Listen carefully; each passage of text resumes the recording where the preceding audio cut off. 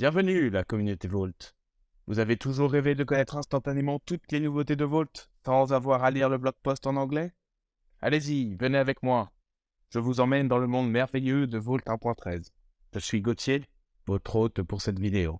Nous parlerons namespace et ses évolutions. Nous parlerons moteur de secret, méthode d'authentification, quelques évolutions sur des fonctionnalités de Vault type Camille, PKCS11, le login MFA qui évolue un petit peu, le Vault Agent sur la partie login, PKI s'agrémente pour un management facilité. On va avoir des notifications qui apparaissent dans le Vault, la synchronisation des secrets entre Cube et Vault, le management centralisé de nos clusters et la génération externe de clés transit. Et donc, la première fonctionnalité concerne la récupération de secrets interne namespace. Il se trouve que d'origine, quand on vivait dans un namespace en tant qu'utilisateur sur le Vault, on dépend d'une policy pour avoir des droits d'accès sur ce namespace, mais on n'a pas la capacité de pouvoir sortir de ce namespace pour aller dans un namespace adjacent et ainsi récupérer un secret. Et donc, parfois, quand on a de multiples projets implémentés dans l'entreprise, qui consomment le Vault, qui segmentent le Vault grâce au namespace, on se retrouve dans une situation où on peut vivre dans un projet, mais quand même avoir besoin de configurer une de nos applications avec le secret d'un namespace adjacent, sans pour autant pouvoir le faire. Et donc là, à ce moment-là, il y a les deux solutions. Soit dupliquer un accès avec la même identité, donc avec la même personne dans le namespace d'à côté, ce qui faisait deux accès pour la même personne ou la même application, ou déplacer notre accès sur la partie parent, le namespace parent, et ainsi, du coup, avoir une policy globale au namespace. Ce qui est un peu contraignant quand on a déjà des populations implémentées sur le cluster Vault. Il se trouve que maintenant, grâce à la policy, à la fonctionnalité cross namespace, notre utilisatrice Alice, ici, qui est présente dans le namespace 1, veut accéder à un secret qui s'appelle Shared Creds dans le namespace 2. Et donc maintenant, grâce à une fonctionnalité qu'on appelle Group Policy, elle a cette possibilité, une fois cette policy attribuée, de pouvoir faire sa requête dans le namespace 2 sans problème. Et ainsi, vous facilitez la vie. Sur la partie méthode d'authentification Azure, un changement majeur pour permettre la rotation du lien qu'il y a, le renouvellement du lien qu'il y a entre Azure et Vault. Ainsi, faire en sorte que l'identité qui permet à Vault d'aller vérifier des informations sur Azure puisse être renouvelée. Il se trouve qu'une méthode d'authentification Azure permet à des machines qui tournent sur Azure, donc, ou maintenant à des fonctions Azure, par exemple, grâce à une identité Azure, d'aller pouvoir se loguer sur le Vault grâce à cette identité. Vault a besoin du coup de vérifier ces informations auprès d'Azure. Et donc, le lien qui existe entre le Vault et Azure dépend d'un secret client. Ce secret client est généré sur Azure, mis dans la méthode d'authentification et configuré sur le Vault. Mais finalement, quand on veut faire une rotation de ce secret-là, il faut le faire manuellement. C'est un peu contraignant. Ici, grâce à la version 1.13 de Vault, on automatise cette rotation du secret client. Et donc, l'accès Vault Azure est en permanence renouvelé et en permanence sécurisé et on n'a plus besoin de le faire à la main, ce qui est génial. Sur la partie GCP, c'est un peu différent. Là, on est sur la partie moteur de secret. Et donc, la partie moteur de secret sur GCP, on est dans un contexte où on veut créer de l'accès à GCP de manière dynamique et autant que possible, donc potentiellement à chaque opération que l'on veut faire sur GCP. Et en fait, on se rattache à des service accounts qui ont une limite de 10 clés maximum et qui n'est pas modifiable. Et donc, on consomme assez rapidement ces 10 clés, ce qui devient assez contraignant quand on veut accéder GCP et donc pouvoir faire nos configurations. La solution que l'on a implémentée dans ce moteur de secret est donc d'utiliser la fonction de personnification de GCP pour prendre en fait personnifier un service account et générer des access tokens et non plus des clés et donc ne plus avoir cette limite implémentée et que l'on touche facilement. Donc on dépend d'access token maintenant pour pouvoir accéder à GCP et non plus des clés qui ont cette limite. Sur la partie KMIP, il a été annoncé que l'on pouvait à partir de maintenant communiquer avec Vault grâce à la librairie PKCS11, qui est généralement une librairie que l'on utilise pour discuter avec des HSM. Donc ça permet de transformer le Vault en quelque sorte en SSM, aujourd'hui pour Oracle TDE, bientôt pour d'autres technologies. Dans la version 1.13 de Vault, on retrouve une capacité de signature, des opérations de signature, et de vérification du coup de signature, des capacités des opérations RNG et des opérations de MAC aussi pour faire de la signature et de la vérification. Donc petit à petit, cette capacité de KMS à travers l'application est incrémentée et continuera de l'être dans les mois qui arrivent. Depuis la version 1.10, on a un peu standardisé la manière de configurer le login MFA sur le Vault, et donc de permettre des intégrations avec Duo, PNTT, Okta ou TOTP. Et il fallait, quand on configurait cette méthode d'authentification-là, il fallait absolument préciser le MFA ID pour chacun des providers MFA. Quand on a pas mal de clusters Vault, ça peut être assez contraignant à manager en tout cas. Et donc, ça a empêché certains de nos clients de pouvoir faire la migration totale vers le Vault, en tout cas d'utiliser correctement cette fonctionnalité-là qui leur rend service, ou en tout cas, parfois qui est obligatoire, dictée par la sécurité. Et donc, ce qu'on a fait, c'est que lorsqu'on n'utilise qu'un seul provider, même si on a plusieurs clusters Vault, on a retiré cette obligation d'avoir un MFA ID sur tous les environnements partout. À partir du moment où on a un seul provider, on n'a pas besoin de le préciser, qui permet un management plus simple sur cette partie-là. Sur le Vault Agent, il y a 2 nouvelles fonctionnalités. La première, c'est un changement au niveau des logs, puisque par défaut, le Vault Agent a un emplacement en log, souvent std-out, stdr, parfois aussi sur Linux, on va retrouver les logs dans la partie varlog, tout bêtement, et sur Windows, dans l'Event Viewer. Okay. Sauf que quand on lance l'agent en tant que service sur Windows, les logs sont droppés. Et donc, on ne retrouve pas la trace, ce qui peut être un peu embêtant quand on veut pouvoir vérifier son activité, ou en tout cas le traquer dans son usage journalier. Et donc, il fallait faire une manipulation avec des wrappers et tout, donc c'était un peu compliqué. Et la solution est tout simplement faire en sorte que l'on puisse customiser le chemin où l'on souhaite avoir le Vault Agent, avoir les logs du Vault Agent. Ce chemin-là peut être customisé, et donc on peut faire en sorte sur Windows, lorsque l'agent est fonctionnel en tant que service, d'avoir du coup les fichiers qui sont logués à un emplacement particulier et ainsi chargés dans l'Event Viewer de Windows de manière centralisée. La deuxième nouveauté du Vault Agent est la partie métrique.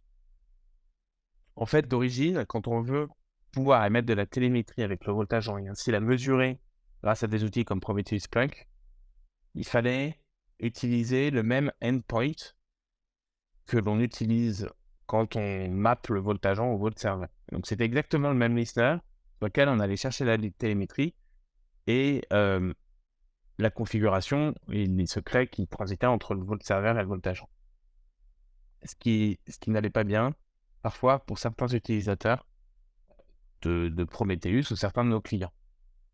Et donc, ce qu'on a fait, c'est qu'on a modifié le Vault Agent pour accepter des listeners supplémentaires et ainsi avoir des listeners simplement dédiés à la télémétrie pour avoir une normalisation autour de l'usage de Prometheus et de Splunk et d'avoir du coup un dashboard dans Grafana ou dans Splunk qui puisse afficher les métriques des Vault Agents que l'on fait tourner en production. Donc ça, c'était pour la partie Vault Agent. Pour la partie PKI, là aussi, il y a 2 choses importantes. La première, c'est que on étend les fonctionnalités de révocation, puisque jusqu'à maintenant, quand on voulait révoquer un certificat et qu'on avait plusieurs clusters, il fallait se connecter au bon cluster sur lequel on voulait révoquer, sur lequel le certificat avait été créé pour pouvoir le révoquer.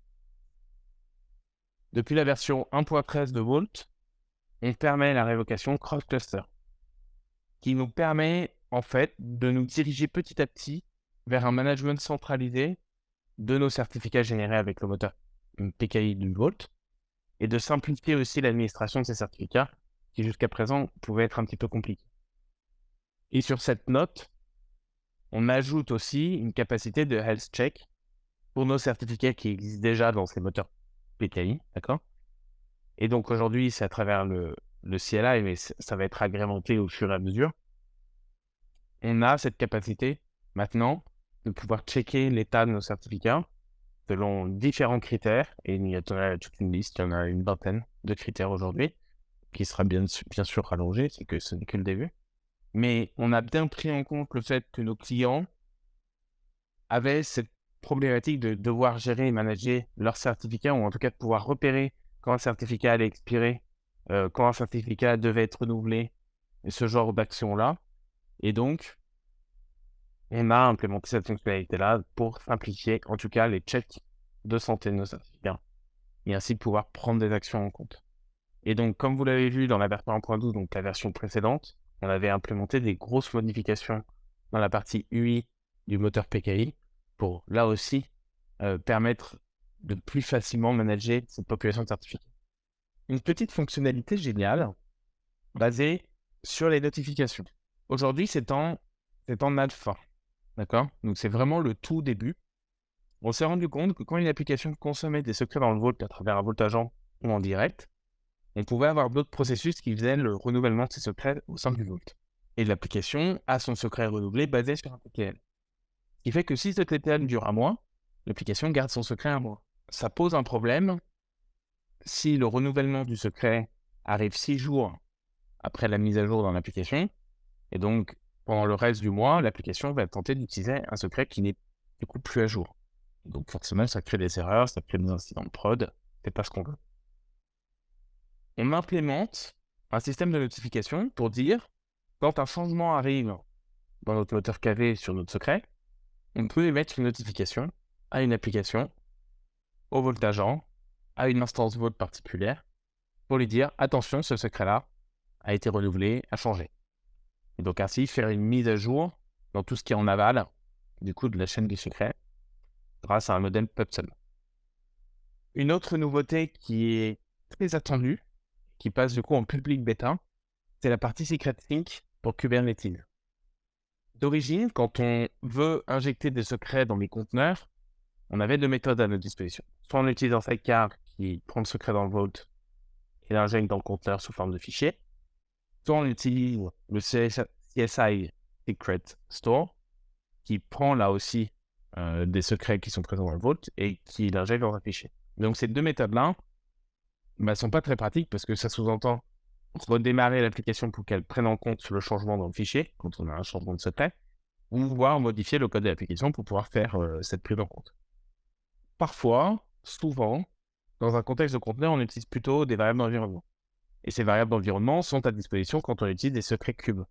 Donc, malgré les 2-3 petites manipulations de sécurité à faire quand on veut utiliser cette fonctionnalité, on donne la possibilité à nos clients et à nos utilisateurs de faire une synchronisation entre un secret qui vit dans le Vault et un secret qui est présent sur le cube.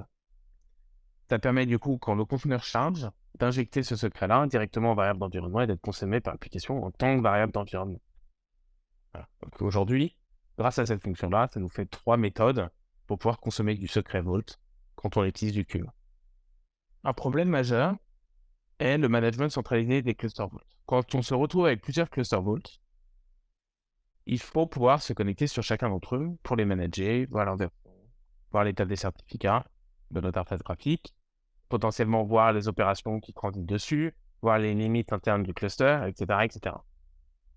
Quand on se retrouve avec plusieurs clusters Vault, ça devient un peu compliqué à faire.